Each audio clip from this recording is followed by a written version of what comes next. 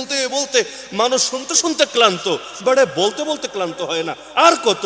তারপর আবার নাম নিয়ে নিয়ে গালি গেল, ওই হুজুর তোরে দেখে ফেলামু, ওই হুজুর তোরে খায়া ফেলামু। আরে এডি কি রে ভাই, তুই কি গুন্ডা হতে চেয়েছিলি, ভুলে হুজুর হয়ে গেছি? না হলে এগুলো তো কোনো আকলমান ব্যক্তির কথা না। তোমার দলিল থাকলে তুমি দলিল দাও, যুক্তি থাকলে তুমি যুক্তি দাও, আর বাপের বাটা হয়ে থাকলে ফেস টু ফেস এসে বসে তারপর দলিল দিয়ে তোমার কথা প্রমাণ করে দিয়ে যাও। আর যদি কোনোটা না পারো, ভণ্ডামি ছেড়ে দাও। কি এক যুগ, বাউল এসে ফাউলগিরি করতে থাকবে, আর কিছু বললে মানুষ বলবে হায় হায় ঐক্য গেল রে। আরে ঐক্য নষ্ট করেছে কি আগে দেখো না। সোজা সাপটা কথা যে বোঝে না, সোজা সাপটা কথা মানে যেটা নিয়ে ইতিহাসে কোনোদিন বিতর্ক হয় নাই, এইরকম বিষয় নিয়ে আইসা একেবারে সব উড়ায় টুড়ায় দিয়া নিজের একমাত্র জামানার হক সিপাহ সালার দাবি করা, এর চাইতে বড় ফাইজলামি কি হতে পারে? তো ফাইজলামের একটা টাইম টেবিল আছে।